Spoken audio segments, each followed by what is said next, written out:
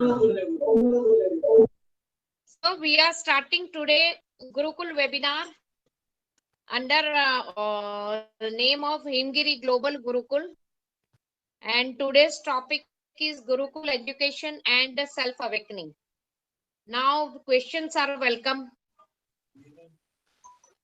Yes, I'm Naveen. I would like to ask the first question. Okay. In today's Yug, what is the importance of the Gurukul system? Gurukul education system. Yes. Yes. और इसके साथ मेरे पास है नीरज का question. Is modern academic education ruining the academic and spiritual way of life? Is illiterate or non-academic qualified person are more successful in आध्यात्मिक life? Actually ये दोनों प्रश्न ऑलमोस्ट करीब करीब सेम है, तो मैं दोनों प्रश्नों को क्लब करके उसका उत्तर दूंगी. Let me introduce myself in brief. I am Dr. Pratima Joshi. I am a managing trustee of the Himgiri Global Gurukul, which is a proposed Gurukul. This idea was floated by my Pujya Guruji, and his mission was to start this Gurukul. And main motto of this starting this Gurukul is to prepare a virtuous youth. आने वाली पीढ़ी को तैयार करो ताकि उनमें संस्कार सिंचन हो और वो भारतीय संस्कृति और संस्कार की धरोहर को आगे ले जाए. ये पर्पस से हम लोग गुरुकुल चालू इसका प्रोजेक्ट बनाया है, और डिवाइन ग्रेस और गुरुजी की कृपा से ही बहुत जल्दी हम आशा रखते हैं कि वो प्रैक्टिकली एग्जीक्यूट हो. और उसी के ऑस्पिसिस में आज हमने उसी के अंडर ये वेबिनार ऑर्गेनाइज किया है. तो आज का जो पहले प्रश्न को हम उत्तर देते हैं, तो शुरुआत करें तो धर्म अर्थ काम मोक्ष ये मनुष्य जीवन के 4 पुरुषार्थ है. क्या ये चारों पुरुषार्थ को आज का मॉडर्न एजुकेशन बैलेंस करता है? अगर हम मॉडर्न एजुकेशन के सिस्टम को पूरा रिव्यू करें, उसको पूरा एनालाइज करें, तो मालूम पड़ता है कि बच्चा कितने सारे सब्जेक्ट्स पढ़ रहा है. 7-8 आवर्स या तो मिनिमम 7 आवर्स की स्कूल रहती है और उसमें डिफरेंट सब्जेक्ट्स पढ़ाए जाते हैं. तो मैं आज के बच्चों को देखती हूँ तो इतना बड़ा वो स्कूल बैग लेके जाते हैं, इतना हैवी स्कूल बैग होता है कि वो उठाते उठाते बच्चे झुक रहे. तो उससे समझ आता है कि इतना सारा सब्जेक्ट्स पढ़ाने से जैसे ऐसे लग रहा है कि they are becoming jack of all master of none, कि सारा इंफॉर्मेशन गैदर कर रहे, पर क्या वो इंफॉर्मेशन को डाइजेस्ट कर पा रहे? अगर डाइजेस्ट कर पाते तो हमें उसका रिजल्ट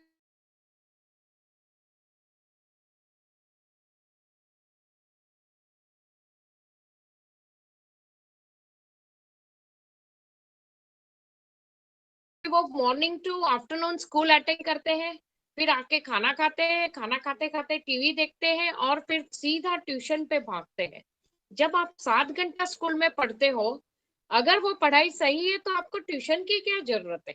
ये प्रश्न तो मुझे सबसे पहले उठा, क्योंकि मेरे को याद है मैंने पढ़ाई की तब तक मैंने तो कभी ट्यूशन क्लासेस अटेंड नहीं किए. हम लोग को स्कूल में जो पढ़ाया जाता था उसी का चिंतन मनन स्वयं करके हम होमवर्क करते थे, एग्जाम देते थे और पास होते थे. तो ये से शुरू हुई. जब अगर स्कूल की पढ़ाई सही है तो ट्यूशन की जरूरत क्यों है? बच्चा इतना ओवर उसका स्पून फीडिंग क्यों हो रहा है? 2014 में जब श्री नरेंद्र मोदी जी प्राइम मिनिस्टर बने तो उन्होंने टीचर्स डे पे एक यूथ बच्चों के साथ एक सेशन लिया था और उन्होंने एक प्रश्न पूछा था कि कितने बच्चे और कितना घंटा वो पसीना बहाते हैं, वो अपने उंगली उठाए, और मैं देखना चाहता हूँ कि कितने बच्चे कितना घंटा फिजिकल एक्टिविटी करते. एक भी बच्चे ने उंगली नहीं उठाई. तो वो सरप्राइज, इससे डरे एक भी बच्चा नहीं. तो वो बोले हमारे पास फिजिकल एक्टिविटी का टाइम किधर है? क्योंकि हम स्कूल जाते हैं, आने के बाद खाना खा के सीधा ट्यूशन क्लास जाते हैं, ट्यूशन क्लास आने के बाद नाश्ता करते हैं, नाश्ता करके फिर होमवर्क करने बैठ जाते हैं। हार्डली हमें थोड़ा टाइम मिलता है, उसमें हम सोशल मीडिया पे बिजी रहते हैं अपने फ्रेंड्स के साथ। और फिर प्रोजेक्ट्स इतने दिए जाते हैं। हो सकता है जिसने भी प्रोजेक्ट का कंसेप्ट डिजाइन किया, उसके मन में शायद ये भाव रहा होगा कि सब्जेक्ट नॉलेज के साथ साथ बच्चे को ओवरऑल डेवलपमेंट हो, और उसको जनरल नॉलेज भी मिले, उसको वर्ल्ड में क्या डिफरेंट इवेंट्स हो रही है उसका नॉलेज मिले। पर क्या वो पर्पस सॉ हो रहा है क्या? मैं प्रैक्टिकली देख रही हूँ, मैं कभी मेरे काम के लिए जेरोक्स पे शॉप पे जाती हूँ या कभी प्रिंट आउट लेने जाती हूँ, तो मैं देखती हूँ कि बहुत सारे पेरेंट्स लाइन में खड़े हैं। तो मैं उनसे बात करती हूँ तो बोले हमारे बच्चों को प्रोजेक्ट दिया गया है, गूगल पे से सर्च करके हमने ये सब निकाला है, अभी हमें प्रिंट आउट चाहिए। हम उसको तो क्राफ्ट के लिए भी माँ बाप लगे रहते हैं। तो प्रोजेक्ट्स अगर माँ बाप को करना है तो बच्चों का डेवलपमेंट क्या? और वो नजर आता है। आप आज के यूथ से बात करो तो उनको जनरल नॉलेज भी आपको लगेगा कि बहुत कम जनरल नॉलेज है, क्योंकि उनके पास सब्जेक्ट्स इतने पढ़ने को है कि बेचारे इंटरनली सारा कुछ मिक्स हो रहा है और भेलपुरी तैयार हो रही है। तो अंदर पूरा भेलपुरी हो रहा है, तो वो खाली रट्टोफाई कर करके एग्जाम देते हैं। पर व्हाट अबाउट इंटरनल डेवलपमेंट? उसके लिए ना तो टीचर के पास टाइम है ना स्टूडेंट के पास टाइम है। टीचर भी इतना सिलेबस है कि वो कंप्लीट करने के लिए भागते रहता है। हर वीकली एग्जाम तो बच्चा पास हो, टीचर भी पेपर सेट करे, पेपर करे और सिलेबस कंप्लीट करे, उसी में उसकी एनर्जी जाती है। और बच्चे और टीचर के बीच में भी आप देखो, वो मान सम्मान का रिलेशन नहीं है, वो भाव नहीं है। उसके बजाय बच्चे टीचर से डरते हैं, थोड़ा चापलूसी करते हैं ताकि एग्जाम में वो पास हो जाए। तो बच्चों का ध्यान है कि हम पास हो जाए, माँ बाप का ध्यान है कि आज केजी क्लास का बच्चा भी माँ बाप साल की ₹1,00,000 फीस देते हैं। वो भी आई थिंक मिनिमम है। उससे ज्यादा अच्छी स्कूल में जाओ तो 1.5 लाख 2 लाख। तो मिडिल क्लास के आप उसको 1.5 लाख 2 लाख को मंथली एक्सपेंसेस में डिवाइड करो तो मंथली ऑलमोस्ट, आपका बच्चा केजी में जाए तो monthly approximately you are spending minimum 10,000 rupees for a child. तो वो माँ बाप भी बेचारे क्या करे, माँ और बाप दोनों मेहनत करके घर चला रहे, उसमें से इतना पैसा बच्चे के एजुकेशन में जा रहा है, ऊपर से ट्यूशन फीस, ऊपर से प्रोजेक्ट का एक्सपेंसेस, ऊपर से बस स्कूल बस का खर्चा, इतने मिसेलेनियस खर्चे। उसके बाद बच्चा कॉलेज में जाए, उसकी इतनी एक्सपेंसिव फीस। हायर एजुकेशन तो नेचुरली मिडिल क्लास और अपर मिडिल क्लास के लोगों के लिए एक ही उपाय है कि वो एजुकेशनल बाद उसका ध्यान ये रहता है कि जल्दी जॉब मिले, तो 6 महीने के बाद मुझे एजुकेशनल लोन रीपे करना है। तो जब उसको जॉब मिलने में जितना डिले होता है, इतना उसका डिप्रेशन लेवल बढ़ता जाता है। सिर्फ उसका ही नहीं, माँ बाप का भी डिप्रेशन लेवल बढ़ता जाता है। तो ये सब हम फैक्टर्स देखें, और रिजल्ट क्या है? वो बच्चा आज आप देखो, पहले के जमाने में जॉइंट फैमिली सिस्टम था, माँ बाप बिजी रहते थे, तो दादा दादी बच्चों में कहानियां सुनाते थे, उनको अच्छे संस्कार देते थे, उनका इनर डेवलपमेंट पे ध्यान देते थे। आज आप किसी, एक तो सोशल मीडिया ने लोगों को अगर वर्ल्ड को स्मॉल किया है, तो डिसएडवांटेज ये किया कि वन टू वन इंटरेक्शन कम हो गया, लोगों के पास एक दूसरे को मिलने का टाइम नहीं है। पहले एक दूसरे के सुख दुख में पर्सनली जाके सहयोग शेयर करते थे। अभी क्या, व्हाट्सएप मैसेज भेज दिया, इमोजी भेज दी, काम हो गया। और व्हाट्सएप मैसेज में भी जो लैंग्वेज शॉर्ट होती जा रही है, तो लैंग्वेज का तो पूरा कचरा हो रहा है। अभी मैं आपको इसका, कंप्यूटर ने कितने फायदे हैं तो नुकसान भी, एक बहुत बड़ा नुकसान आपको बताती हूँ। मैं पीएचडी रिसर्च सेंटर की डायरेक्टर रह चुकी हूँ, जो हम लोग नीमगिरी गुरुकुल रिसर्च सेंटर चला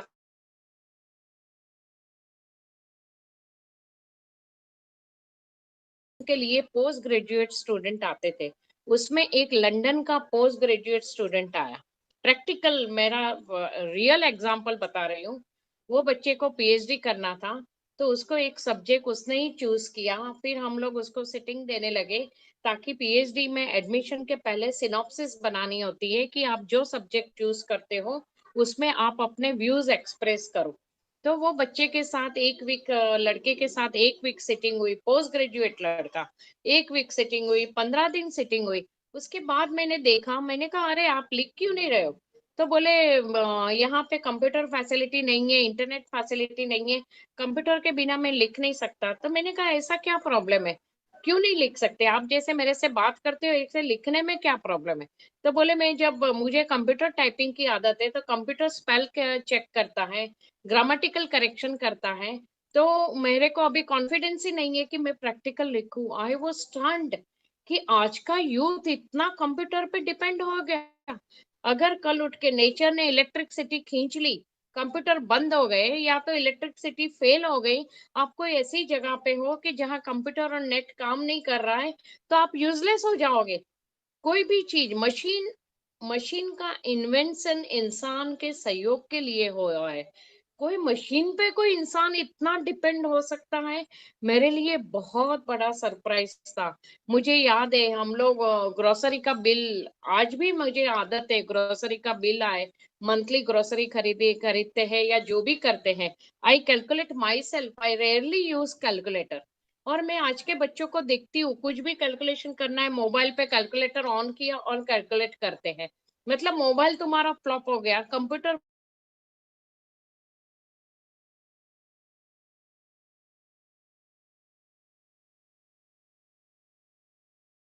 ऑनलाइन बुलिंग भी किया उनका, थोड़ा सा उनको फेसबुक पे लाइक कम मिले तो बच्चा डिप्रेस हो जाता है कि मुझे लाइक कम मिले, मतलब I am not appreciated by the people. And थोड़ा सा बुलिंग क्या किया, बच्चा डिप्रेशन में जाता है। और फॉरेन में तो कुछ बच्चे ने बुलिंग इनटॉलरेबल हो गया तो सुसाइड भी कमिट कर दिया। Is this the reason to waste your life? मतलब आप इतना अप्रिसिएशन सूडो स्टेटस में इतना एक्सटर्नल बिहेव कर रहे हो कि इंटरनली इंसान इतना होलो हो गया। तो एजुकेशन का पर्पस क्या था? कितना ब्यूटीफुल पर्पस था। सा विद्या या विमुक्तये, यानी कि शिक्षा ऐसी हो कि जो इंसान को मोक्ष मार्गी बनाए, उसके अंदर की दिव्यता को उजागर करे। क्या मॉडर्न एजुकेशन सिस्टम इस एम एंड ऑब्जेक्ट्स की, शिक्षा के रियल एम एंड ऑब्जेक्ट्स को अचीव कर पाया है? I think you all will agree that no. Do you all agree? Yes, yes, big no, zero. Yes. तो अगर हम इस पहलू से देखें तो मॉडर्न एजुकेशन सिस्टम बिल्कुल फेल हो चुका है। धर्म और मोक्ष, जीवन के जो मेन दो पुरुषार्थ है, पहला और लास्ट, वो तो दोनों को तो कोई स्कोप ही नहीं है। सिर्फ काम और अर्थ में ही जीवन पूरा होता जा रहा है। पहले एजुकेशन लो, उसके पीछे भागा दौड़ी करो, उसके बाद जॉब के वर्किंग आवर्स इतने हैं। मैं आपको एक प्रैक्टिकल एग्जांपल देती हूँ। एक बड़ी कंपनी का एचआर अपने दो बच्चों की दवाई लेने, मेरे husband doctor Prakash Joshi Ayurvedic physician है, तो अपने ट्विंस बच्चों को, उसको कोई हेल्थ प्रॉब्लम था, तो वो बेचारा सैटरडे इवनिंग या कभी संडे आफ्टरनून, क्योंकि 2-12 बजे तक तो सोते रहते हैं कंपनियों में काम करके, वीकेंड में इतने फिजिकली बेचारे टायर्ड हो जाते हैं कि जल्दी उठते नहीं है। तो वो दवाई लेने आता था, तो दवाई हम लोग प्रिपेयर करें तब तक वो सोफा पे बैठ के सोता रहता था। तो मेरे को उसकी हालत देख के इतनी दया आती थी, तो मैं पूछती थी कि क्या आप इतना इतना क्यों आपको नींद आती है? तो बोले क्या करूं मैडम, मेरी नींद ही पूरी नहीं हो रही है। तो what is the use of this 2.5 lakh रुपया सैलरी, कि जिससे आपको बेसिक नींद नहीं मिल रही है? जब आपको ढंग से सोने का टाइम नहीं है, परिवार को समय देने का टाइम नहीं है, तो फिर इंटरनल डेवलपमेंट और चिंतन मनन का तो आपके पास समय कहाँ से रहेगा? This is the disadvantage of modern education and today's job culture. अभी डॉक्टर साहब का एक फ्रेंड है, बहुत बड़ी बैंक में वो वाइस प्रेसिडेंट है। अभी बीच में लॉकडाउन में थोड़ा टाइम मिला तो वो बेचारा अध्यात्म के पुस्तक पढ़ रहा था। तो वो उसने फोन करके बोला थोड़े अपने वीडियो सुने, कि बोले मेरे को लगता है कि मैंने तो ये बारे में कभी चिंतन मनन किया ही नहीं, क्योंकि मेरे पास टाइम ही नहीं है। मैं पूरा दिन बैंक के काम में, बीइंग अ वाइस प्रेसिडेंट, इतना बिजी रहता हूँ, घर पहुंचते हुए मुझे रात को 11 बज जाते हैं। मैं क्या चिंतन मनन करूं? बोले मेरे को अभी समझ नहीं आ रहा है कि मेरी लाइफ को मैं क्या शेप करूं और कैसे इस चक्कर से निकलूं। जॉब छोड़ता हूं तो 2 बच्चे, उनका एजुकेशन, उनका आगे का खर्चा मैं कैसे मैनेज करूं, मेरे को बिल्कुल समझ में नहीं आ रहा है। और बोलते बोलते वो इमोशनल हो गया कि what to do, how to come out of this situation. तो this is a really a pitiful situation. Modern education का एक लास्ट चैप्टर मैं समाप्त करती हूँ, फिर मैं गुरुकुल एजुकेशन पे जाती हूँ। एमबीटी में महाराष्ट्र ब्रिटिश टेलीकॉम एक कंपनी थी, हमने 2002 में वहाँ एक स्ट्रेस मैनेजमेंट प्रोग्राम लिया था उनके एग्जीक्यूटिव्स के लिए। तो वो लोग एमबीटी कंपनी का नाम था, तो वो लोग, हाँ महेंद्र ब्रिटिश टेलीकॉम, सॉरी, वो कंपनी के एग्जीक्यूटिव्स के लिए करजत के रिजॉर्ट में हमने स्ट्रेस मैनेजमेंट प्रोग्राम किया था। तो 2 दिन का वर्कशॉप था। तो इनॉग्रल सेशन में हम पार्टिसिपेंट्स पहले बोलते थे कि what is goal of life, the question was put up to them. So most of the participants spoke of IT field only. They spoke of company culture. They spoke of their dissatisfaction towards boss attitude, then mutual competition and jealousy and all. We were stunned कि उनके अलावा उनकी life का sphere, thinking sphere IT field के बाहर जा ही नहीं रहा है। 2 दिन का वर्कशॉप में हमने what is stress, why stress occurs, what is the purpose of life, why yoga is necessary, what is the real meaning of yoga, and different types of meditation, and थोड़ा उनको इनर जर्नी की थोड़ी झलक दी। 2 दिन के session के बाद last concluding session में फिर से पार्टिसिपेंट्स को बोला गया कि can you please tell what is the goal of life. All of them spoke. पहले तो सबने, सबके अंदर एक पश्चाताप की भावना थी कि हमने जीवन को दूसरे एंगल से कभी देखा ही नहीं, हमारा ध्यान पूरा करियर ओरिएंटेड रहा। पर what is the real purpose of life, ये 2 दिन के सेशन में हमने थोड़ा ग्लिम्पसेस लिया। फिर उनका ध्यान जाने लगा कि मुझे ये मेरे अंदर डिफेक्ट है। जैसे नीरज का एक प्रश्न है कि आत्म समीक्षा के पैरामीटर क्या, तो बहुत मैं आगे गुरुकुल एजुकेशन में उसका उत्तर दूंगी। तो उनको उनकी एनर्जी फिर इनर की ओर गई और फिर उनके जवाब अलग आने लगे कि मुझे एक अच्छा इंसान बनना है, मेरे अंदर ये जेलसी की भावना है, मुझे उससे ऊपर उठना है, मेरे अंदर बॉस बॉस के प्रति इतनी कड़वाहट है, मैं बॉस को चेंज करने के बजाय मेरी कड़वाहट को खत्म करूं। तो धीरे धीरे उनका ध्यान अपनी अंदर की ओर जाने लगा। तो हमें लगा कि ये 2 दिन की एक्सरसाइज जो कंपनी ने पे करके रिजॉर्ट में ये वर्कशॉप रखा, तो शायद we could give some justice to this program. We were little happy कि वो लोग की एनर्जी थोड़ा इनर चैनलाइज हुई। पर साथ में दुख हुआ कि ये तो एक झलक थी, तो ये पीढ़ी कहाँ जा रही है। अगर ये पीढ़ी की ये अवस्था है तो आगे की पीढ़ी को हम क्या एक्सपेक्ट कर सकते हैं। अभी आते हैं ये मॉडर्न एजुकेशन। आप देख सकते हो कि मॉडर्न एजुकेशन अमेरिका वगैरह में भी इतना गन कल्चर हो गया है कि बच्चे गन लेके स्कूल में जाते हैं, और थोड़ा सा भी इनटॉलरेंट कुछ भी सामने सिचुएशन पैदा हुई तो फटाक से गन निकाल के शूट करना शुरू करते हैं, विच इज सो शॉकिंग। हम कभी कुछ साल पहले कभी सोच सकते थे कि कोई बच्चे के हाथ में गन हो या नाइफ हो। थोड़े टाइम पहले माँ बाप एक बच्चे को लेके, ये भी एक रियल एग्जांपल है, बच्चे को लेके मेरे पास आए थे।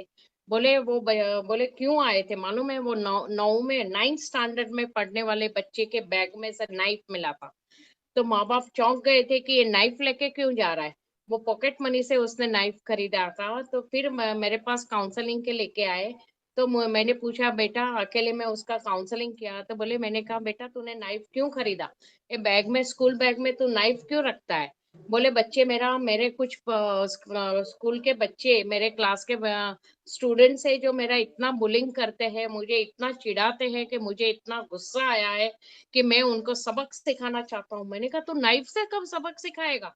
मतलब इट वाज सो शॉकिंग। मैंने कहा सबसे पहले बेटा ये नाइफ निकाल दे, और कभी भी आज कसम खा कि तू कभी भी कोई भी वीपन को हाथ नहीं लगाएगा।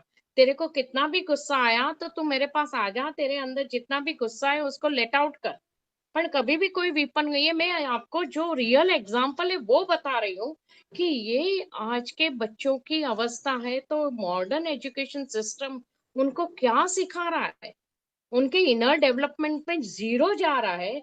उसकी अपेक्षा अगर उसकी कंपैरिजन में आप गुरुकुल एजुकेशन पे ध्यान दो, तो पहले के जमाने में 6 साल का बच्चा गुरुकुल में जाता था। गुरु माँ और गुरु जी के गाइडेंस में वो लोग पूरा गुरुकुल को मैनेज करते थे।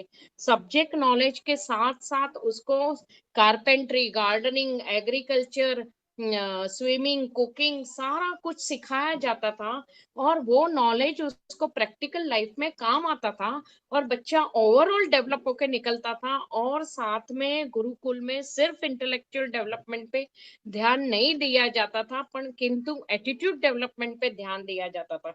गुरुकुल पद्धति शिक्षा प्रणाली तप, त्याग और श्रम यज्ञ पे आधारित थी। गुरु कोशिश करते थे कि वो कुल, देश, जाति, ये सब संस्कारों को भूलकर मैं एक अच्छा इंसान बनूं, इसी में वो लगे रहते थे।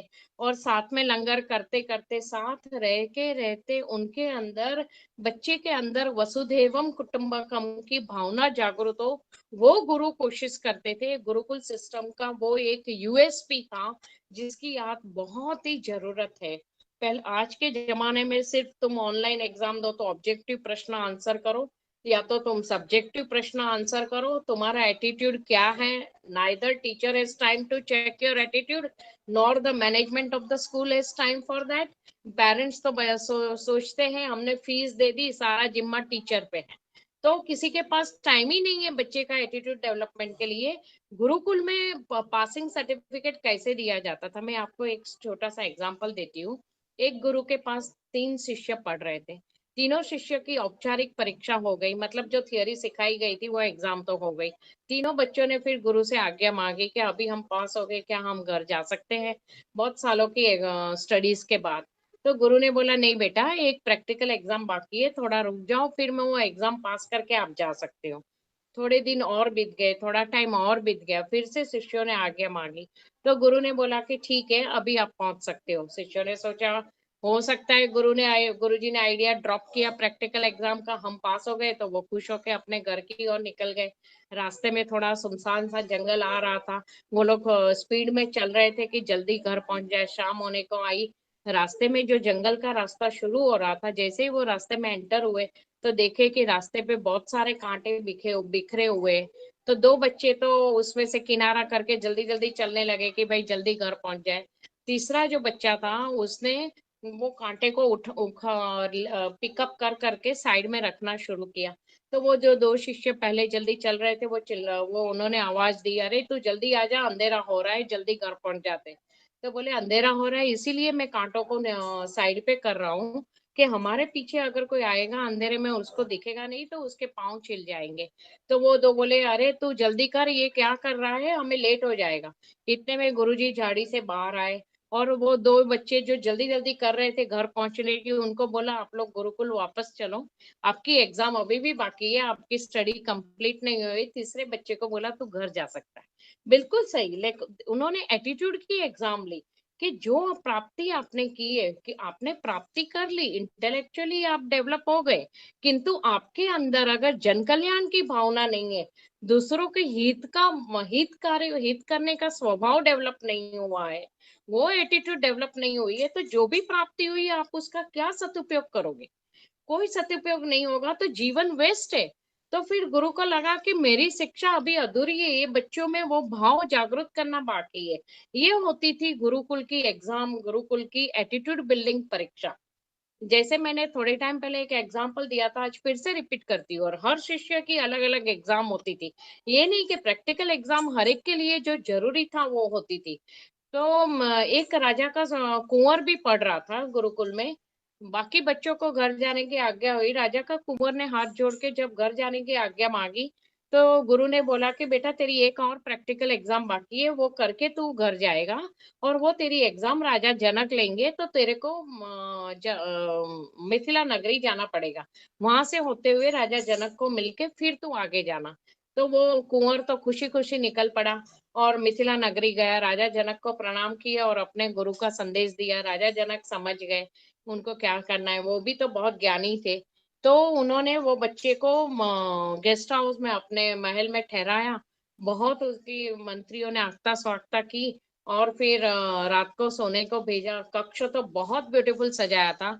जैसे वो कुंवर सोने को गया, दरवाजे बंद होते ही अचानक उसके ध्यान सीलिंग पे गया, तो सीलिंग पे बहुत नुकीली तलवार पतले धागे से लटकी हुई थी। ऐसे पूरी सीलिंग ऐसे नुकीली तलवार से भरी हुई थी। तो वो रात भर सो नहीं पाया। उसको इतना गुस्सा आ रहा था कि मैं गहरी नींद में जाऊंगा और कहीं कोई धागा टूट गया तो ये तलवार या तो मुझे इंजर करेगी, इंजरी करेगी, या तो मुझे मैं खत्म हो जाऊंगा। तो इतना डर गया था, पूरी रात सो नहीं पाया। दूसरे दिन सुबह राजा जनक ने उसको जलपान करने बुलाया और पूछा, रात को नींद अच्छी आई? बोले, कैसे आ सकती है, आपने अच्छा अपना कक्ष तो दिया, पर तलवार पूरी नुकीली सीलिंग पूरी नुकीली तलवार से भरी हुई थी, मैं कैसे सो सकता हूँ? तो बोले, यही तो तेरी एग्जाम थी कि तू राजा का कुंवर है, कल उठ के तू राजा बनेगा। इतने इर्द गिर्द खुशामत खोरी लोग होंगे, वो तेरी चापलूसी करेंगे, तो तेरा जीवन का मकसद याद रखना कि ये सुख साहेबी ऐश्वर्य पावर पोजीशन जो मुझे मिला है वो क्षण भंगुर है। कभी भी मेरे को मृत्यु देवता का बुलावा आ सकता है। तो ये जो भी मुझे प्राप्ति हुई है उसका मुझे सदुपयोग करना है। आप देखना, कोरोना जैसे शुरू हुआ, बहुत लोगों का चिंतन मनन शुरू हुआ कि अरे हमें मतलब लाइफ कभी भी एंड हो सकती है।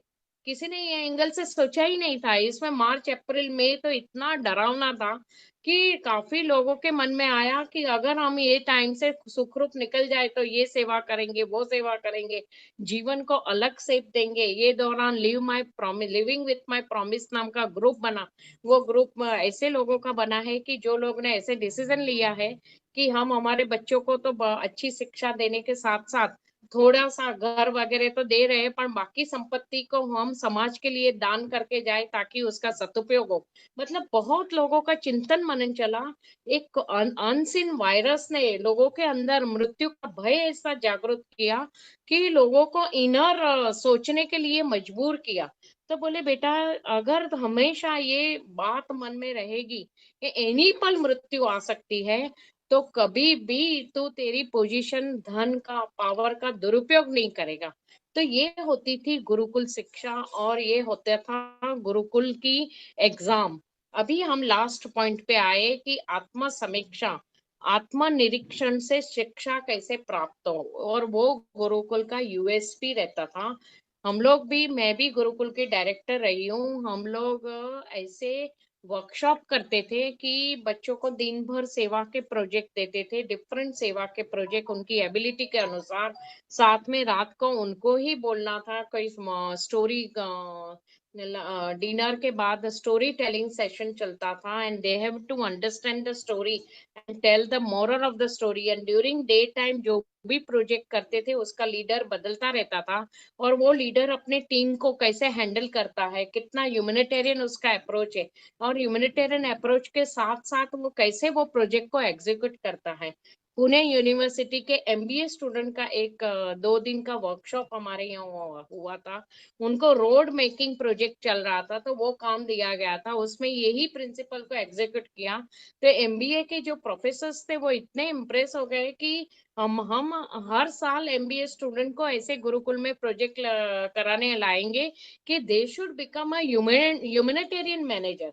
मेरे यहाँ एक लड़की आती है, वो उसकी जो कंपनी में काम करती है, एक बार मॉर्निंग में मैं उसका मेरे यहाँ रही थी, तो कन्वर्सेशन सुन रही थी। मॉर्निंग सेशन के 9:30 उनका वर्किंग सेशन चालू होता है। उसका बॉस ऑनलाइन ही वर्किंग सेशन में इतनी स्ट्रिक्टली, इतना ऑफ द मूड और वल्गर लैंग्वेज, मतलब गालियां दे के बात कर रहा था कि इतना टारगेट तुम लोग अपनी टीम्स के साथ बात कर रहा था कि इतना टारगेट तुम्हें पूरा करना है, ये करना, वो करना। आई वो स्टन्ड कि मॉर्निंग की शुरुआत इतनी कड़वाहट के साथ होती है, तो ये एम्प्लॉयज कितने कैसे वो कंपनी को अपना मानेंगे। तो गुरुकुल में जब बच्चे खुद ही गुरुकुल को मैनेज करते थे, खुद ही उसके सारा काम करते, तो उनमें इतना अपनापन आ जाता था कि वो ही बच्चे आगे जाके वो समाज के जब रिस्पॉन्सिबल सिटीजन बनते थे तो वो गुरुकुल को सपोर्ट करते थे। तो ये गुरुकुल ऐसे चलते थे। अभी आत्म समीक्षा, आत्म निरीक्षण से कैसे इंसान अपनी त्रुटियों को पहचान सकता है। तो बृहदारण्यक उपनिषद में उसका एक बहुत अच्छा स्टोरी है कि एक बार देवता, असुर और मानव तीनों खूब दुखी हो रहे थे, उनको आत्मिक सुकून नहीं मिल रहा था, तो तीनों प्रजापिता ब्रह्मा के पास पहुंचे और प्रजापिता ब्रह्मा को अपना प्रॉब्लम सुनाया। तो ब्रह्मा जी ने उनको एक ही शब्द दिया, और गुरु की ये खासियत रहती थी कि हमारे गुरु जी भी कभी भी डिटेल वर्णन नहीं करते थे। स्पून फीडिंग कभी भी गुरुकुल में होता नहीं है। वो गुरु खाली मार्गदर्शक की भूमिका निभाता है, और वो भी इतनी कोड लैंग्वेज में बात करता है कि आपको उनकी गहन मीनिंग को समझने के लिए चिंतन करना पड़े कि गुरुजी क्या कहना चाहते थे या क्या कहना चाह रहे। तो ऐसे प्रजापिता ब्रह्मा ने भी एक ही शब्द दिया तीनों की बात सुनकर कि द। अभी आप लोग स्वयं उसमें से उत्तर ढूंढो। देवताओं ने मंथन किया और उनको मालूम पड़ा कि उनका जीवन पूरा भोग विलास में जा रहा है। तो उनके लिए द का अर्थ हुआ इंद्रिय दमन, यानी कि संयम से जीवन जीना, तो उनको सुकून मिलेगा। तो उनकी त्रुटि है कि वो भोग विलास में ज्यादा टाइम दे रहे हैं, संयम की आवश्यकता है। मनुष्य ने सोचा मैं बहुत लोभी और संग्रही हो गया हूँ, और मेरे लिए मुझे आत्मिक सुकून देने से मिलेगा, तो मेरे लिए दान करना जरूरी है। असुरों ने सोचा कि हम लोग बहुत क्रूरता पूर्वक व्यवहार करते हैं और दूसरों को परेशान करके आनंद लेते हैं, तो हमें दया भाव आना चाहिए, दया से हमें सुकून मिलेगा। तो एक द शब्द दिया, तीनों ने आत्मनिरीक्षण किया, अपनी अपनी त्रुटियां पहचानी और कौन से गुण जागृत करने हैं वो गुणों पे उन्होंने मेहनत करना शुरू किया। ये होता है आत्मनिरीक्षण। अगर स्वयं का आत्मनिरीक्षण करना है तो कुदरत बहुत बड़ी गुरु है। आपके सामने डे टू डे लाइफ में भी ऐसी सिचुएशंस आती है कि आप स्वयं जज करते हो कि ये सिचुएशन को मैंने कैसे टैकल किया, ड्यूरिंग द डे में कितना इंटरनली पीसफुल रही, और आप गुरु का इतना जल पीते हो, गुरु ध्यान से चलते हो, तो आपकी आत्मा ही बैरोमीटर है कि जो आपको बताती है कि where you have to improve and where you have to correct yourself. So this is अभी क्वेश्चन आता है कि मॉडर्न युग में गुरुकुल शिक्षा पद्धति को कैसे ब्लेंड किया जाए, क्योंकि हमें मॉडर्न युग में हम जी रहे हैं, एकदम वापस बैक टू एंशियंट युग में तो जा नहीं सकते। तो उसका एक डिफरेंट उसके कुछ पॉइंट्स है कि सबसे पहले तो आज के युग में education in money making industry हो गया है। तो सबसे पहले फीस कम की जाए और no profit no loss basis पे एजुकेशन चलाया जाए। Human resource development department education institute को सपोर्ट करे, क्योंकि ह्यूमनिटी इज रिवाइव्ड तो man himself will become resource, good resource. आज अभी मॉडर्न नई एजुकेशन पॉलिसी में शायद अभी ह्यूमन रिसोर्स डिपार्टमेंट को ही ये जिम्मेदारी दी जा रही है। तीसरा पॉइंट मैं पहले भी ये कह चुकी हूँ, धर्म अर्थ काम मोक्ष को अगर बैलेंस करना है तो वन जैसे चालू हुआ, एक का वन से वन चालू होता है। Retirement age should be little early, so that व्यक्ति स्वयं के लिए और समाज के लिए समय दे पाए। तो रिटायरमेंट थोड़ा अर्ली होगा तो ये रिटायर्ड लोग अपना अनुभव और अपना जो नॉलेज है वो एजुकेशनल इंस्टीट्यूट में थोड़े घंटा फ्री में सेवा करे, ऑनररी सेवा करे या कुछ मिनिमम ऑनरियम लेके सेवा करे, तो वो बच्चों को नॉलेज दे पाएंगे, अपना एक्सपीरियंशियल नॉलेज दे पाएंगे, बच्चे भी उनकी सेवा करेंगे। तो that will bridge the generation gap, that will minimise the expenses of education. तो फीस भी वो लोग थोड़ा कट कर पाएंगे। और आज एजुकेशनल इंस्टीट्यूट में एसी क्लासरूम की क्या जरूरत है? एसी में तुम इतना खर्चा कर रहे हो, एसी क्लासरूम दे रहे हो, तो बच्चे को पहले से ही तुम इतना भोग विलासी बना रहे हो कि बच्चे में वो तप और तपस्या का गुण जागृत ही नहीं होगा। उसको मालूम है यहाँ से एसी बेडरूम से जाके मुझे एसी क्लासरूम में बैठना है, तो वो व्हाइट कॉलर जॉब ही ढूंढेगा, वो कभी भी श्रमदान करेगा नहीं। बहुत सारे पेरेंट्स लॉकडाउन में भी कंप्लेन करते हैं, हमारा बच्चे को हमें बोलना पड़ता है कि तू सफाई कर, घर की सफाई कर, ये कर। वो भी 2 दिन में मुश्किल से मॉप लेके करता है, मतलब मॉप लेने की यंग बच्चा है तो झुक के भी झाड़ू पोछा कर सकता है। मतलब वो बात ही बच्चों में नहीं आ रही है, क्योंकि एसी बेडरूम से जाके एसी क्लासरूम में बैठ रहे, एसी क्लासरूम से आके ट्यूशन में भी एसी क्लासरूम है, और वो प्राउडली लिखा जाता है we will provide AC classroom. तो फिर फीस इतनी हाई होगी, आप कैसे फिर वो कंप्लेन कर सकते हो? तो ये अननेसेसरली एक्सपेंसेस कम करके तपस्या का भाव, अगर तपस्या का थोड़ा कंसेप्ट एजुकेशन में मिलाया जाए तो बच्चों में काफी बदलाव आ सकता है। फिर हायर क्लास के बच्चों को और फिर उनके सब्जेक्ट्स को बेसिकली उनको सारे सब्जेक्ट्स में इंट्रोड्यूस करके बच्चे का रुचि जिस विषय में हो, उसका डीप नॉलेज दिया जाए तो इतना टाइम थ्योरेटिकल एजुकेशन में जा रहा है वो टाइम बच जाएगा। थोड़ा वो चिंतन मनन में जाएगा, थोड़ी फिजिकल एक्टिविटी इंट्रोड्यूस की जाए, वही हायर क्लास के बच्चे थोड़ा एडमिनिस्ट्रेशन में हेल्प करे तो एडमिनिस्ट्रेटिव एक्सपेंसेस कम हो जाए। बच्चों को वेकेशन टाइम में संस्कार दिए जाए कि डाउन ट्रोडन सोसाइटी के बच्चों को वो नॉलेज इम्पार्ट करे तो उनमें सेवा भाव जागृत होगा। और सेवा की कंपटीशन रखी जाए कि जो बच्चे ने जितना घंटा सेवा की वो बच्चे को ग्रेस मार्क मिलेंगे। तो सेवा के भाव का प्रमोशन किया जाए। मैंने स्वीडन या कोई देश का पढ़ा था कि वो लोग ने सेवा बैंक चालू किया है कि जो यूथ है वो अपना स्पेयर टाइम अगर कोई सीनियर सिटीजन की सेवा में बिताते हैं तो उनको मनी रिवॉर्ड नहीं है पर उनकी सेवा बैंक में इतने अवर्स जमा होते हैं। तो वो यूथ जब भी ओल्ड होता है तो जितने उन्होंने एफडी बनाई सेवा की अकॉर्डिंगली उनको भी फिजिकल सपोर्ट मिलता है। व्हाट अ ब्यूटीफुल कंसेप्ट जिसके अंदर भी ये कंसेप्ट आया, बहुत अच्छा कंसेप्ट है।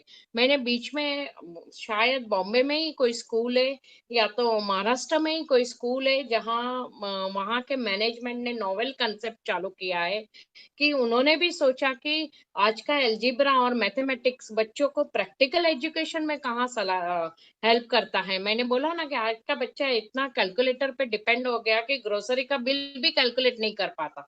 तो उन्होंने कुछ बच्चों से बीच वो मंथली कुछ प्रोजेक्ट करते हैं, 2-3 दिन ऐसा रखते हैं कि बच्चे ही मिलके बैंक बनाए। वही स्कूल के बच्चे वो बैंक पे पैसा जमा करें, चेक कैसे लिखना, विड्रॉ करना, मतलब वो एक मॉडल तैयार करके बच्चों को शिक्षा देते हैं। कोई महीने वो वेजिटेबल मार्केट बिठाते हैं, बच्चे ही सब्जी सेल करे और बच्चे खरीदे तो बच्चों को सब्जी का भी नॉलेज हो। कपिल शर्मा के शो में वो मस्ती मस्ती में पूछता है, कभी कोतमीर खरीदी, कभी मूली खरीदने गए, टिंडली मालूम है? तो बहुत लोगों को बोलते हैं हम खाते तो है, मालूम नहीं है टिंडली क्या होती है।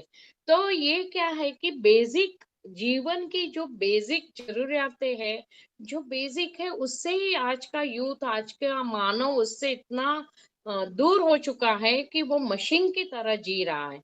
तो ये स्कूल शायद मेरे पास वो आर्टिकल होगा, इतना अच्छा वो मैनेजमेंट ने कंसेप्ट डाला। बोले हमारे लिए गुरुकुल चलाना तो पॉसिबल नहीं है पर हम कोशिश कर रहे हैं कि गुरुकुल के गुड पॉइंट को हम मॉडर्न एजुकेशन सिस्टम में ब्लेंड करें।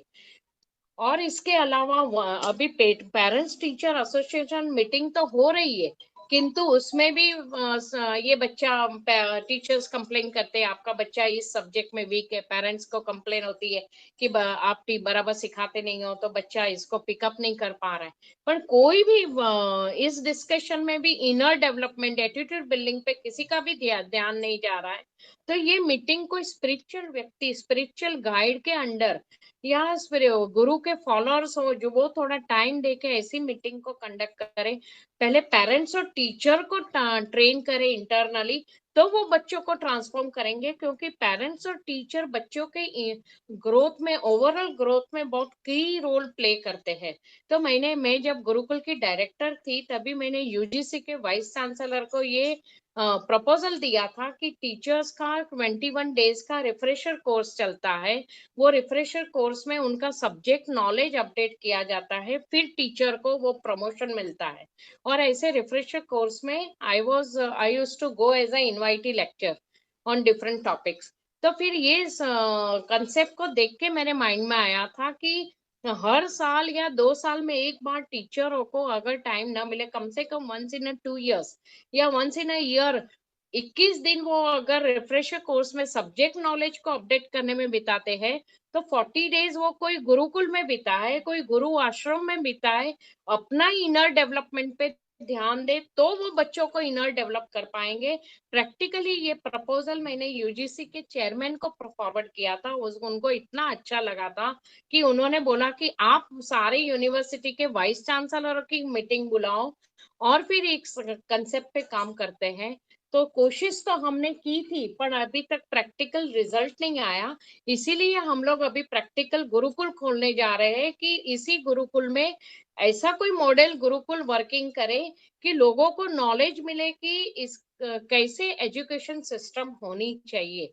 I think I have covered all the points. इसके अनुरूप कोई प्रश्न हो तो बताइए, फिर हम आशा जी के प्रश्न को अटेंड करेंगे। डॉक्टर साहब अनिल चांडक जी के प्रश्न का जवाब देंगे। बोलिए, इसमें कोई क्वेश्चन है किसी का? गुरु मैम, मेरा एक क्वेश्चन है कि कृष्ण और राम दोनों भगवान थे, तो फिर उनको गुरुकुल क्यों जाना पड़ा? हाँ, ये मैं बताती हूँ, पर पहले ये जो अभी तक डिस्कशन हुआ उसमें आप तो प्रोफेसर रह चुके हो। Do you agree with my points? Sure गुरु माँ, बहुत अच्छे पॉइंट्स बताए आपने। एजुकेशन के लिए मैं फॉलो करूंगी जरूर, कॉलेज में जब ऑनलाइन खत्म होएगा तो। हाँ, अभी आपके गुरुजी कुछ बताएंगे, फिर मैं आपके प्रश्न का उत्तर देती हूँ। Neeraj, are you satisfied? Neeraj Naveen ji गुरुमा, satisfied. Satisfied, okay.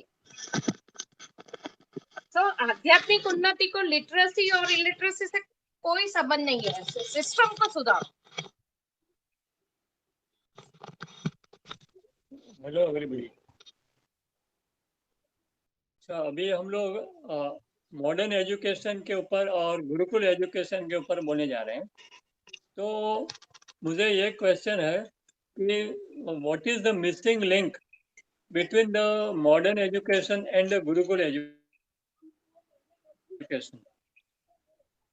The lacuna between the Gurukul education and the modern education is what?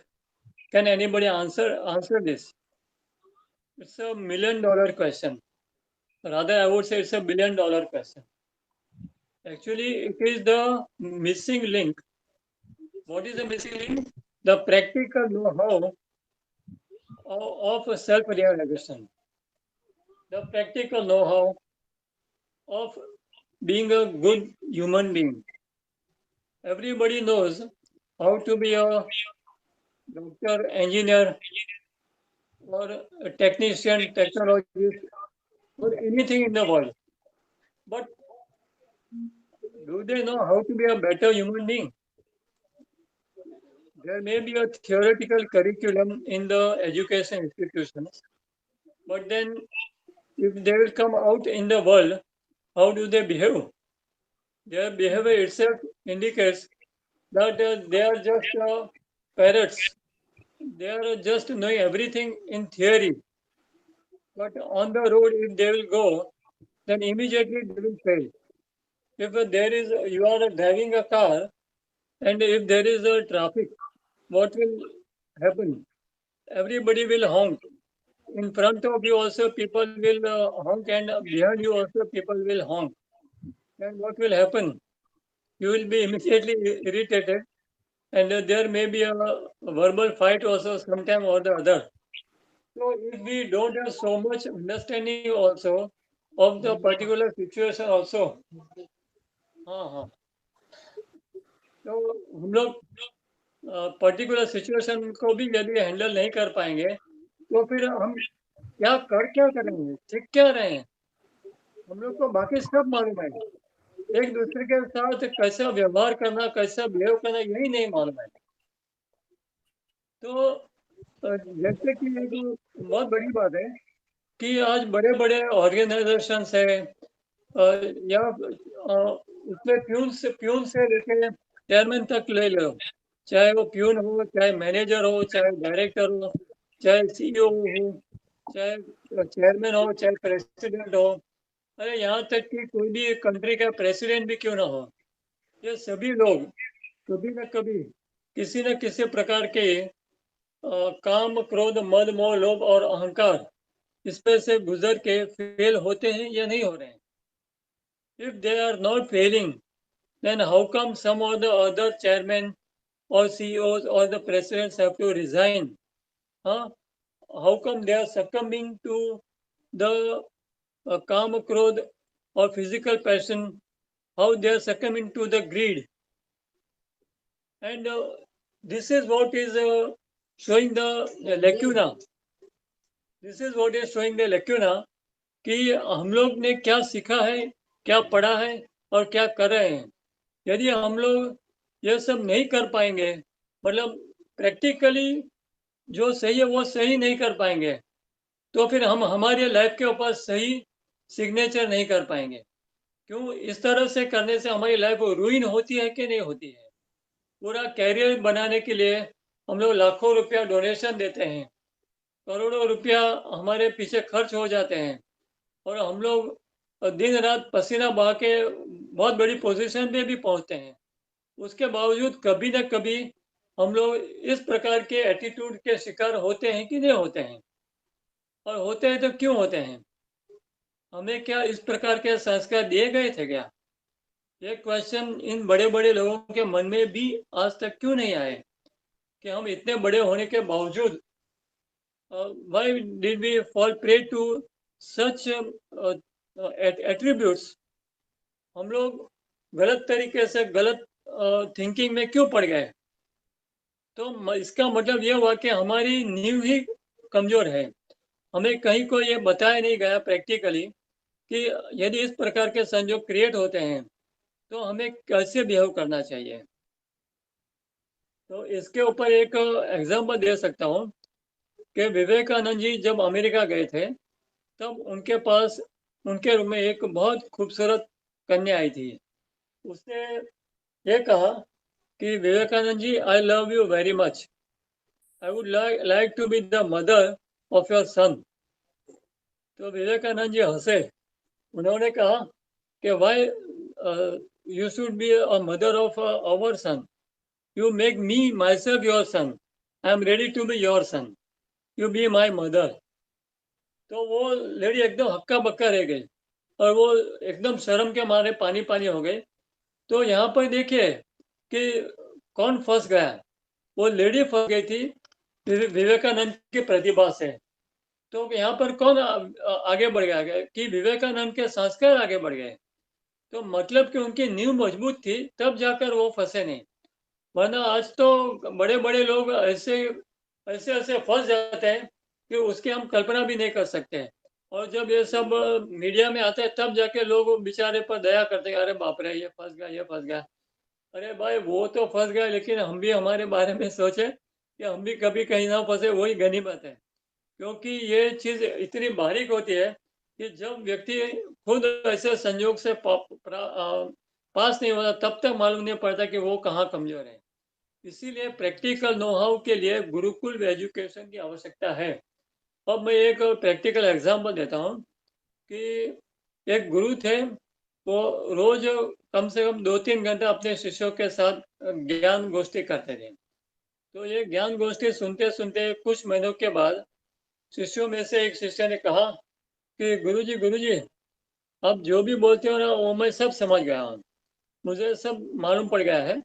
तो अभी मैंने मान लो कि आज से मैंने क्रोध मैंने त्याग दिया। मुझे पहले से क्रोध बहुत आता है, तो मैंने गुस्सा त्याग दिया है, एंगर आई हैव वैंक्विश्ड। तो गुरु ने बोला कि ठीक है बेटे, बहुत अच्छी बात है। तो आपके जैसा इतना जल्दी जल्दी अपने किसी भी डिजायर के ऊपर या अपने किसी भी एट्रीब्यूट के ऊपर विजय पाने वाला तो शायद ही कोई मिलेगा। बहुत अच्छी बात है।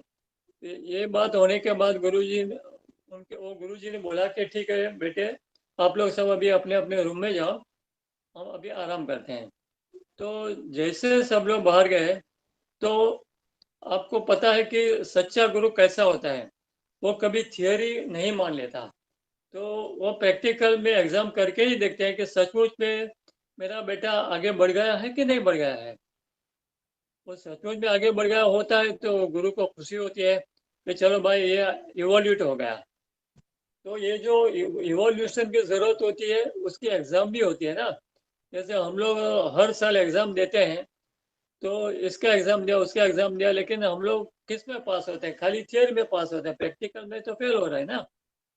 तो जैसे ये वो शिष्य लोग गुरु के रूम में से बाहर गए, वैसे ही वो लड़का जिसने बोला कि मैंने एंगर को जीत लिया है, तो वो उसको लोग चिढ़ाने लगे और उसके रूम में गए तो वहां पर भी थोड़े थोड़े करके लोग और उसको इरिटेट करते गए। तो ये लड़के ने शुरू में तो बहुत कुछ कोशिश की सहन करने की, लेकिन जब अब थियरी में ही हो तो फिर कभी ना कभी तो मिस्टेक हो ही जाती है। तो धीरे धीरे करके उसका इरिटेशन बढ़ता गया और बढ़ते बढ़ते इतना बढ़ गया कि आखिर में उसका झगड़ा हो गया।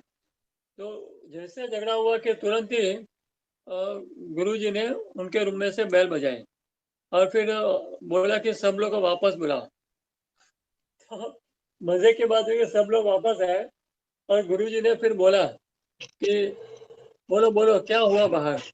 तो फिर वो जो शिष्य फेल हो गया था उसने आंखें नीचे कर दी और चुप हो गया।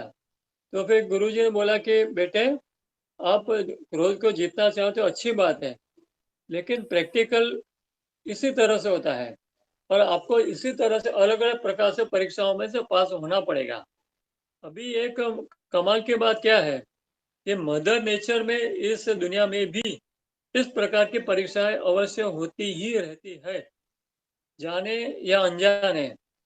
चाहे वो हमारे लाइफ पार्टनर के द्वारा हो, चाहे वो हमारे पड़ोसी के द्वारा हो, चाहे हमारे फ्रेंड के द्वारा हो, चाहे हमारे सीनियर के द्वारा हो, चाहे हमारे बॉस के द्वारा हो। कहीं ना कहीं तो हमारे पेशेंस की, हमारी समझदारी की परीक्षा होती ही है। और मजे की बात ये भी है कि हम सारे लोग ऐसे समझते हैं कि मेरे जैसा होशियार कोई नहीं, मेरे जैसा मैच्योर कोई नहीं, मेरे जैसा समझदार कोई नहीं। अरे भैया, यदि इतने ही हम समझदार हैं तो हमें इतना दुख नहीं होना चाहिए, हमें इतना क्रोध नहीं आना चाहिए। We should be able to tackle the situation carefully and cheerfully. जबकि डोमेस्टिक अफेयर में आप देखें तो जितने लोग शादी करते हैं उतने डिवोर्स भी हो रहे हैं। हिंदुस्तान इंडिया में तो फिर भी कम है, लेकिन फॉरेन में तो जाओ तो आप 5 साल से फ्रेंडशिप है, लव अफेयर है और छठे साल शादी की तो एक हफ्ते में डिवोर्स हो गया।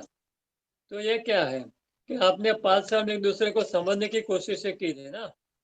तो क्या आपने आपने समझा एक दूसरे को धूल समझा।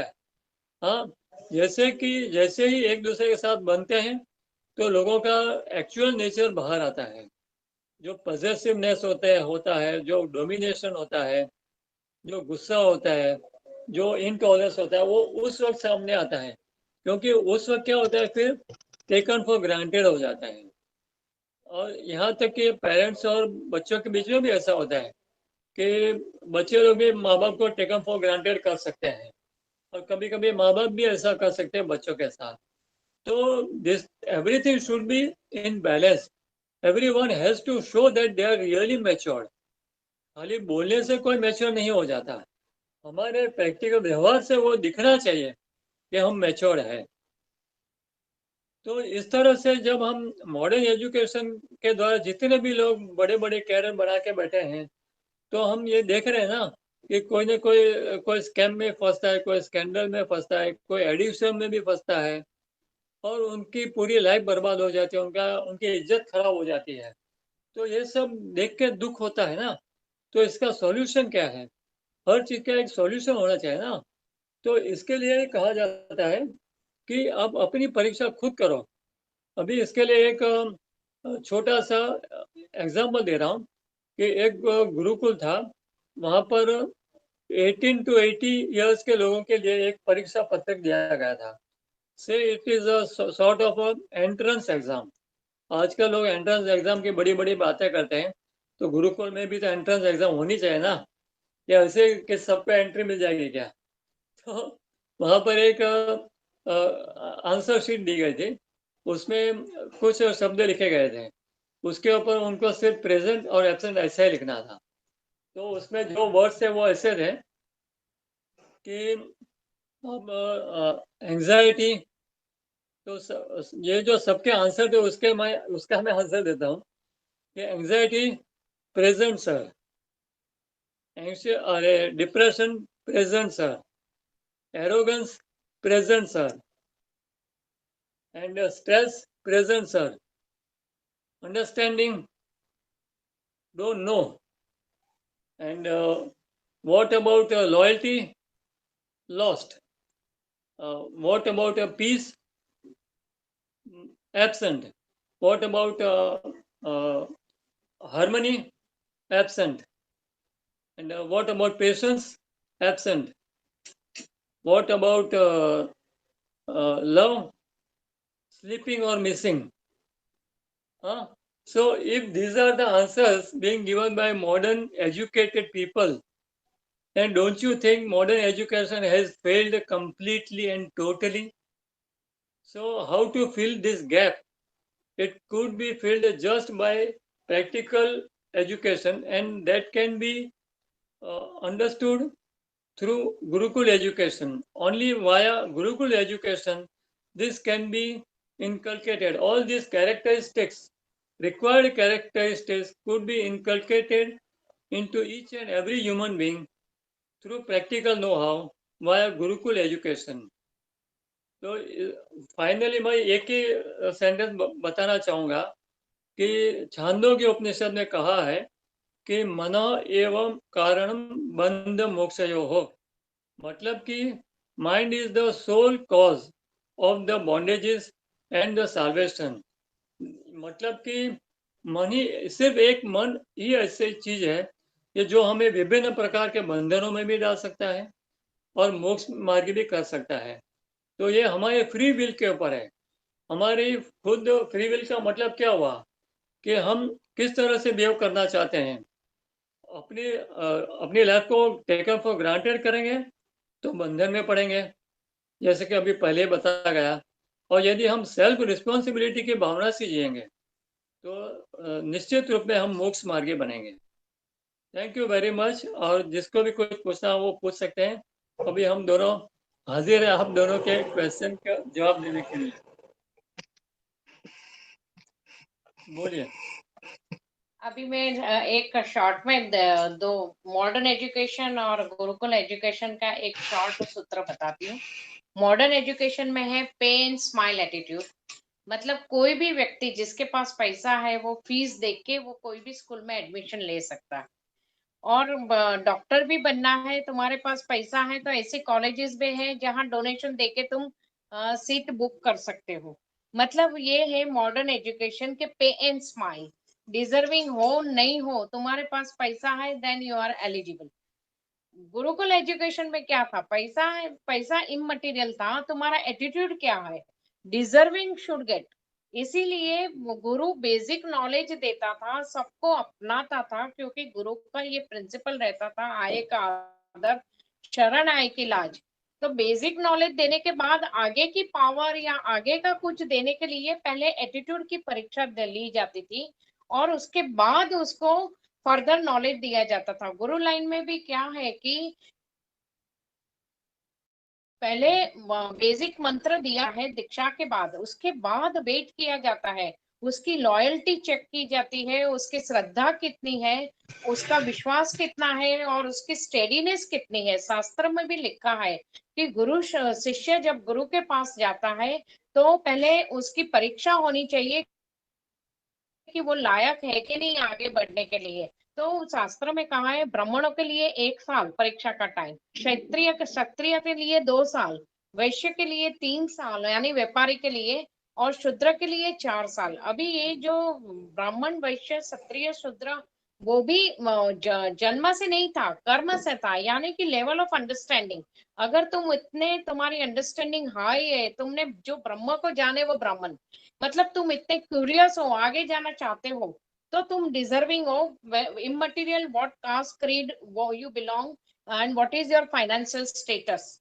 बट अगर आप इतने इवॉल्व हो, एटीट्यूड आपकी राइट है, आपकी धगस इतनी है, श्रद्धा गुरु के प्रति इतनी है, तो गुरु आपको आगे ले जाता है।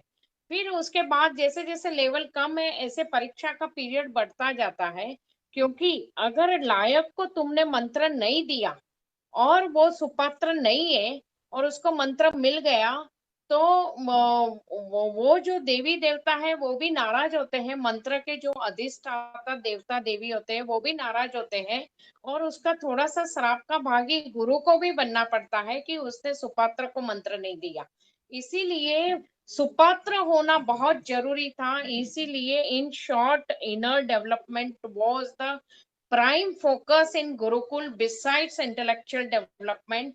मॉडर्न एजुकेशन में ओनली इंटेलेक्चुअल डेवलपमेंट पे ध्यान दिया जा रहा है। इसीलिए क्या हो रहा है कि किसी के हाथ में भी आज डिग्री जा रही है तो वो इंजीनियर जो डोनेशन देके बनाए या तो शेड्यूल मतलब जो भी कास्ट सिस्टम और जो भी ग्रेस मार्क उनको मिलते हैं वो उसमें एंटर हो। अगर डिजर्विंग नहीं है फिर भी डिग्री प्राप्त कर ली तो फिर आप देख रहे हो कि क्या हो रहा है, कितने सारे नए बिल्डिंग भी टूट रहे हैं, सडनली कोलैप्स हो रहे हैं, ब्रिज कोलैप्स हो रहा है, डॉक्टर्स भी क्या सही तरह से सब डॉक्टर्स ट्रीट कर पा रहे हैं। तो कहने का मतलब है कि वो डिजर्विंग शुड गेट प्रिंसिपल सही था। तपस्या, श्रम और त्याग की जो प्रणाली थी उस प्रणाली को रिवाइव करके ही हम एजुकेशन को सही शेप में ला सकते हैं। अभी हम आशा जी का प्रश्न अटेंड करते हैं कि राम और कृष्ण भगवान के अवतार होते हुए भी क्यों उनको गुरु के पास जाना पड़ा। तो आशा जी रचना ऐसी हुई है कि सुप्रीम कॉन्शियसनेस जब पृथ्वी पे डिसेंड होता है, हम सब परमात्मा के अंश है, किंतु जैसे हम पृथ्वी पे आते हैं तो कितनी भी तपस्या हमने की है पर इस शरीर में आते ही हम पंचकोश, अन्नमय कोश, प्राणमय, विज्ञान मनोमय, विज्ञानमय, आनंदमय, ये पंचकोश का शीत मतलब वो आवरण हमें चढ़ जाता है और अहंकार ओवरलेप हो जाता है और काम क्रोध लोभ मोह ये जो विकार है, जो एनर्जीज है, उसके प्रभाव में हर इंसान ऐसा आ जाता है तो वो स्वयं का अपना डिवाइनिटी, स्वयं का डिवाइन नेचर भूल जाता है। तो बहुत लोगों ने मेरे को प्रश्न किया था कि अगर ये लोग डिवाइनिटी भूल गए थे तो फिर कृष्ण भगवान छोटे थे और उनका ऐसे कृष्ण लीला में बताया है कि एक बार उन्होंने मिट्टी खाई और माँ यशोदा ने बोला कि मुंह खोलो तो उनको पूरे ब्रह्मांड के दर्शन हुए थे, वो क्या था। तो मैंने कहा कि कृष्ण भगवान को अवेयरनेस नहीं थी कि वो कृष्ण है, किंतु वो माँ यशोदा मैया की भक्ति थी कि वो भक्ति से उनको वो दर्शन हो गए, क्योंकि वो इतनी विष्णु भक्त थी और वो विष्णु का ही अंश थे। तो वो भक्ति थी इसीलिए वो उनके पास संतान रूप में उनको पालक माता का रोल मिला और उनको वो दर्शन हो गए। क्योंकि आपको अगर श्रद्धा और विश्वास है तो शिवलिंग में भी आप साक्षात शिव के दर्शन कर लेते हो, नहीं तो बाकी लोग बोलते हैं ये वो पत्थर है। पर ऐसे ही राम का भी था, तो इसीलिए तो सीता मैया के वियोग के टाइम राम भी स्वयं रोए थे। तो ये कहने का मतलब है कि राम और कृष्ण भी भगवान के अवतार होने के बावजूद गुरु ने उनको जागरूक किया कि ये तेरा असली रूप है। जैसे तुम गुरुकुल में जाओ तो तुम्हारा गुरु तुम्हें बताता है कि तुम किसका अंश हो, वो ध्यान में मालूम पड़ता है कि हमने क्या क्या यात्राएं की, हमारे कौन से चैप्टर कवर हो चुके हैं और कौन से चैप्टर यट टू कवर। क्यों गुरुजी ये सारी लीला या ये जन्म में प्रकृति ने हमें ऐसा जन्म दिया और क्या ये लाइफ हम क्यों जी रहे, वो भी धीरे धीरे हमें एहसास होने लगता है। तो प्रकृति ने जो नियम आम इंसान के लिए बनाया वही नियम उसने अवतार के लिए भी बनाया। इसीलिए जो अवतार पृथ्वी पे आते हैं वो भी जब मनुष्य रूप में आते हैं तो उनकी जर्नी भी एक आम इंसान की तरह शुरू होती है और वो उसी तरह गुरुकुल में पढ़ाई करके। ओनली थिंग ये ऐसा है कि बच्चा स्कॉलर हो। आज भी मॉडर्न एजुकेशन में भी वो प्रोविजन है कि जीनियस बच्चा स्टैंडर्ड स्किप करके आगे जा सकता है, उसमें भी थोड़े प्लस पॉइंट है। ठीक उसी तरह गुरुकुल में भी अगर जीनियस है तो वो बहुत कम में टाइम में आगे निकल जाता है। तो राम और कृष्ण का भी ऐसा ही हुआ था, समझे आशा जी। और एक्चुअली स्पीकिंग, हम लोग जब स्वयं के स्वभाव को सुधारने की बात आती है तो कई लोगों को यह रहता है कि मेरा तो जैसा स्वभाव है वैसा है, मुझे क्या इनर डेवलपमेंट की ज़रूरत है। और कईयों को ये भी लगता है कि चलो मैं स्वभाव को सुधारने की कोशिश करूं, लेकिन कैसे कर सकते हैं। तो वो लोग गुरु के पास जाते हैं, गुरुकुल में जाते रहते हैं, लेकिन वो लोग इतने सिंसियर नहीं होते। तो ये सिंसियरिटी का एक एग्जाम्पल दे रहा हूँ। ऐसा खैर काफ़ी एग्जाम्पल दिए जा सकते हैं कि ओलंपिक्स के लिए जो पार्टिसिपेंट्स होते हैं वो लोग कितनी मेहनत करते हैं। 5 साल के बाद ओलंपिक्स होता है तो वो 5 साल पहले से प्रैक्टिस करना चालू करते हैं। इतनी मेहनत करते हैं, इतना पसीना बहाते हैं, इतना टाइम, मनी, एनर्जी देते हैं कि पूछो मत। और उसके बावजूद वो एक, जब रुथ नाम की एक लड़की थी, वो 2004 में उसने हाई जंप के लिए कोशिश की थी ओलंपिक्स में। तो वो तब कितने क्रमांक पे आई थी? 16वें नंबर पे आई थी। और उसके बाद फिर उसने फिर से 5 साल तक मेहनत की और पसीना बहुत बहाया, और 5 साल के बाद फिर से ओलंपिक्स आया तो वो चौथे नंबर पे आई। तो फिर भी उसने कोशिश नहीं छोड़ी, धीरज नहीं छोड़ी, आशा नहीं छोड़ी, और वो फिर से लगी रही। तो और 5 साल तपस्या की उसने। तो इतनी कड़ी तपस्या की उसने, फिर भी उसके बावजूद दूसरे 5 साल के बाद जब ओलंपिक्स हुआ तो भी वो चौथे नंबर पे ही आई। तो इसके बाद तो कोई भी आदमी टूट जाएगा, रो पड़ेगा, और फिर कभी जिंदगी में प्रयत्न नहीं करेगा। लेकिन इसने कभी भी अपना आशा नहीं छोड़ी, धीरज नहीं छोड़ी। तो फिर से उसने 5 साल और मेहनत की, बड़ी कड़ी से कड़ी तपस्या की। और फिर उसने जब लास्ट में, मतलब 15वें साल में जब ओलंपिक्स आई उसके कैरियर, मतलब 2004 के बाद, तो उस वक्त उसको गोल्ड मेडल मिला हाई जंप में। तो ये लड़के का नाम था रुथ। तो इस प्रकार से जो ये स्पोर्ट्समैन होते हैं, वो लोग पूरी लाइफ लगा देते हैं, पूरे कड़ी से कड़ी मेहनत करते हैं। यदि इसी तरह से गुरुकुल में आने वाले लोग भी इतना फोकस्ड हो अपने स्वभाव को सुधारने के लिए, तो क्यों नहीं सुधरेगा? इतनी समझदारी आ जाएगी, इतनी सिंसियरिटी होनी चाहिए, इतना परसिवियरेंस होना चाहिए, तब जाके कोई राम भी बनता है, तब जाके कोई कृष्ण भी बनता है। तो राम और कृष्ण ने भी क्या 7-7 साल दिए थे अपने गुरुकुल में। इसी तरह से वो लोग धीरे धीरे करके आगे बढ़े थे। तो रातों रात कोई आगे नहीं बढ़ सकता, न ही कोई भगवान बन सकता है। उन लोगों ने भी, जैसे कि राम को भी जब वो गुरुकुल में से आए तो उनके साथ क्या हुआ, थोड़े ही समय में कैकेयी ने बोला कि आप 14 साल के लिए वनवास जाओ। मतलब दशरथ राजा के सामने ये शर्तें रखी, तो उन्होंने सहर्ष से स्वीकार किया। तो ये इतनी अंडरस्टैंडिंग कैसे आती है? वो गुरुकुल में रहने के बाद इतनी डेप्थ आती है कि हाँ भाई चलो, जो जैसा है उसको स्वीकार कर लिया। तो न किसी प्रकार से दुख, न सुख में जरूर से ज्यादा फूल जाना, न ही किसी प्रकार के दुख में सुसाइडल टेंडेंसी आना। इतना बैलेंस होना चाहिए, तब जाके श्री कृष्ण भी स्थित प्रज्ञ कहलाए। श्री कृष्ण ने भी पांडव और कौरवों के बीच में कितना बैलेंस किया, बहुत ज्यादा बैलेंस किया। और आखिर में भी वो सारथी बने। सारथी का मतलब क्या हुआ? हम हमारे मन के सारथी बने। हम हमारे मन के स्लेव है कि गवर्नर है? हाँ, हम लोग लंदन में गए थे, वहाँ पर फेल्थम प्रिजन में हमारा लेक्चर था। तो वहाँ पर गवर्नर भी प्रेजेंट था प्रिजन का।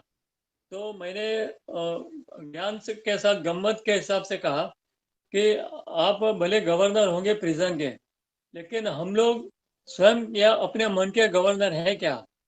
हम हमारे एट्रीब्यूट्स के, हमारे एटीट्यूड्स के, हमारे डिजायर्स के गवर्नर हैं क्या? कि फिर ये डिजायर्स हमें गवर्न कर रही है? यदि डिजायर्स हमें गवर्न कर रही है तो गए काम से। और यदि हम गवर्नर बन गए बाकायदा, तो क्या बात है, हम गवर्नर से फिर प्रेसिडेंट भी बन जाएंगे। और प्रेसिडेंट के बाद क्या होगा? आप भगवान भी बन सकते हो। अब भगवान के बाद आप गुरु भी बन सकते हो।